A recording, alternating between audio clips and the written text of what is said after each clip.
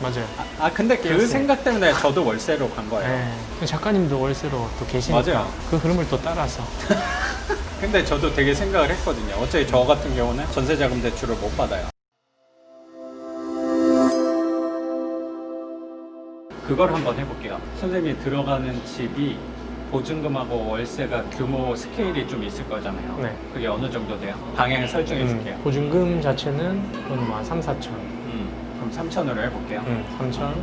월세 한 50. 3천에 50 정도. 그러면 선생님이 선물 뭐 입찰하겠다라고 했던 물건의 딱 규모네. 그럼 빌라를 원래 취득을 할 생각으로 네. 접근했다가 조금 방향을 틀어서 월세 세입자로 가야겠구나라고 생각을 한 거니까. 네. 그렇죠? 매달 50만 원 나가는 게 마음이 불편할 수도 있잖아요. 선생님 뭐 돈을 잘 벌긴 하지만 그래도 그 전세로 큰 돈이 묶여 있는 것보다는 전세금 묶이는 돈을 차라리 새로운 현금 흐름을 만들 수 있다면 그 월세는 그렇게 아깝지 않다고 생각을 합니다. 그래요? 네. 그러니까 선생님이 되게 깨인 사람. 맞아요. 근데 그 깨었어요. 생각 때문에 저도 월세로 간 거예요. 네. 작가님도 월세로 또 계시니까 맞아요. 그 흐름을 또 따라서. 근데 저도 되게 생각을 했거든요. 어차피 저 같은 경우는 전세자금 대출을 못 받아요. 선생님 결혼할 분 명의로 하면 전세자금 대출을 받을 수도 있잖아요. 네네. 그렇죠. 근데 그거보다는 월세로 생각을 한 게 거기에 들어가는 목돈을 내가 투자하는데 좀 활용을 해야겠다라고 생각을 한 거. 그렇죠. 저도 정확히 똑같아요. 목돈이 뭐 많지는 않아서 거기에 대한 대안이 어차피 새로운 주거 환경으로 가고 싶다고 하면 사실 월세밖에 정답이 없긴 했어요. 제가 만약에 전세를 갈 수 있는 목돈이 있다고 하더라도 전세로 가고 싶지가 않았어요. 만약에 전세자금을 대출을 받을 수 있다고 하더라도 내 돈 있는 현금은 어쨌든 다 때려 넣어야 될 것 같고 그렇죠. 거기서 나오는 이자를 내는 게 더 저렴할 수도 있죠. 거주하는 데 있어서. 근데 전세 세입자로 가게 되면 계약 기간 맞춰서 움직여야 된다는 생각이 들더라고요. 큰 돈이 묶이니까. 그리고 뭐 아다리가 안 맞아서 세입자로 들어가고 내가 딱 2년 뒤에 그 목돈이 필요해가지고 나가려고 하는데 집주인이 100% 준다는 보장이 또 없잖아요. 이건 우리가 경매를 하니까 그거에 대해서 잘 알잖아요. 네. 집주인이 그 돈을 들고 있는 사람이 없으니까. 내가 나가면서 세입자가 새로 들어와야지만 내 보증금을 사실 받을 수 있는 구조인 거잖아요. 대부분이. 근데 나는 그거에 대해서 항상 의심이 되게 많거든요. 이 사람이 못 돌려줄 수도 있는데. 그렇죠. 그럼 나는 지금 내가 집을 비우는 순간 받아가지고 딴 데 써야 된다고 생각을 하면 근데 집주인이 그거에 대한 확답을 못해. 그럼 내가 뭐 여기에서 임차권 등기를 해서 경매를 신청하고 하는 거 자체가 나는 싫더라고요. 그렇게 굳이 하고 싶다는 생각이 별로 안 들어서 내가 움직이기 편한 게 그리고 목돈이 좀 덜 묶이게 하는 방법이 월세라고 생각을 했어요. 그래서 보증금이 좀 덜하면은 혹시라도 이 사람이 돌려주지 않더라도 못 받는다는 게 아니고 거기에 좀 덜 연연하면서 내가 움직일 수 있는 방향으로 갈 수 있다고 생각이 저는 갖고 있거든요. 거기에서 월세로 갔을 때 장점은 내가 조금 움직이기가 수월하다는 장점은 분명히 있는데 단점이라고 하는 거는 월세를 내야 된다는 게 불편할 수도 있다는 생각은 갖고 있어요. 네.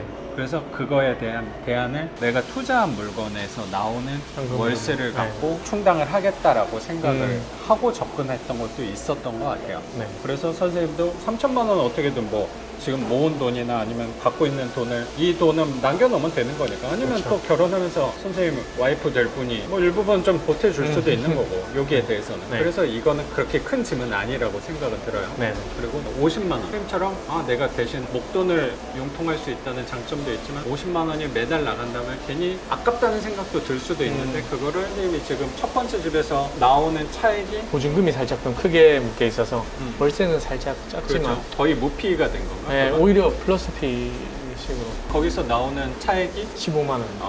그래요. 15만 원을 그 50만 원에 보태는 거죠. 그렇죠. 그렇죠. 그리고 그 목돈 융통한 걸로 또 낙찰을 하나 더 받는다면 거기서도 한 2, 30만 원 충당을 한다면 이게 한 두 채, 세 채 정도면 지금 하나 또 갖고 있는 거니까 그것도 그렇죠. 월세 현금 흐름에 거기서 나오는 월세를 또 이 50만 원에 충당하게 되면 매달 나가는 월세에 대한 부담감은 조금 덜 수 있지 않을까 맞습니다. 라고 생각이 좀 들어요. 그런 방향으로 접근하고 네네. 있다는 거죠, 선생님. 네, 지금 뭐 나오고 있는 현금 흐름들과 이제 앞으로 내가 가진 그 목돈을 이용해서 투자를 해서 거기서 나오는 또 흐름 현금 흐름들을 이제 한다면 월세는 충분히 충당을 할 수 있을 것 같고 그러면 이제 나의 그렇죠. 자산만 하나 더 늘어나는 셈이 되는 그렇죠. 거니까 전세로 살게 되면 나의 자산 뭐 생기지도 않은 채 계속 다달이 대출 이자는 빠져나가고 제 의뢰 입장에서 내 자의적으로 좀 행동하지 못하고 끌려가는 형태가 되는데 그렇죠. 월세는 맞아요. 그런 그 부분에 끌려간다는 있어서, 표현이 정확한 것 같아요. 내가 주체가 되지 못하고 휘둘리게 된다는 네. 생각도 저도 들어서 분명히 월세에 대한 장점이 있으니까 월세가 선이다 뭐 이런 얘기는 아니에요. 나의 상황에 맞게 움직이면 그게 선이 될 수도 있는 거라고 생각이 들어서 그냥 계속 정부 비판하고 세상을 원망하고 할 수는 없는 거니까 네, 그럼 나만 괴롭지 뭐. 맞습니다. 그럼 이 상황에 맞춰서 내가 행동하는 게 더 현명한 거 아닌가라고 생각을 갖고 있는 사람이잖아요. 그렇죠. 생각이 많이 긍정적이 됐습니다. 그러니까 최대한 긍정적으로 생각하고 그리고 요즘에는 이제 또 여성분들 같은 경우에 월세 이렇게 얘기하면 월세 살기 싫어 그렇죠. 또 여자친구 마인드 자체가 이제 조금씩 저와 같아지고 있고 가치관이 맞아요. 같은 방향으로 가고 있기 때문에 맞아. 이런 부분도 요인이 다행이네. 되는 것 같습니다. 작가님 영상도 많이 보여주고 이렇게 그걸로 좀 도움이 될 수 있으면 좋겠네요. 네. 그런 부분이 또 컸던 것 같아요. 여자친구가 남자 집 해와야 된다. 나 월세 살기 싫다. 이렇게 나와버리면 정말 좀 힘들어질 수도 있는 그런 문제인데 그렇죠. 그런 부분에 있어서 나는 빌라도 괜찮다. 뭐 월세도 아유. 괜찮다. 훌륭한 여자친구분이라고 생각이 듭니다. 그랬기 때문에 결혼을 결심한 게 아닌가 싶습니다. 그 경제적인 관념을 네. 맞춰가는 게 그거를 이해해 줄 수 있다는 것 자체가 되게 훌륭한 여자친구분이라고 생각이 되게 들어요. 그런 사람이 많지 않거든요. 정말 많지 않은 것 같습니다. 맞아요. 행운아라고 생각이 드네요. 다음 주제로 좀 넘어갈까요? 이번에 또 주제 준비한 게 있었어요? 뭐 바로 준비한 건 나와. 아니고 근데 처음에 이제 작가님 수업을 딱 들었을 때 처음 시작 전에 뭐 자기 소개를 하고 뭐 앞으로의 그런 목표 1년 동안의 그런 목표에 대해서 네. 적는 그런 시간이 살짝 있었는데 네. 그때 이제 제가 적었던 게 기억이 나거든요. 뭐라고 적었죠? 수업. 영상 출연하기 이거는 기억이 나는데. 그때가 제가 2월에 들었는데 뭐 4월까지 한 채를 받겠다. 그다음 6월까지 한 채를 받겠다. 그리고 총 이제 1년 안에 3채를 받겠다. 결국 3채인데 네. 이미 2채를 완료한 상황이고 그러네. 그리고 놀랍네. 네. 그래서 또 신기한 거는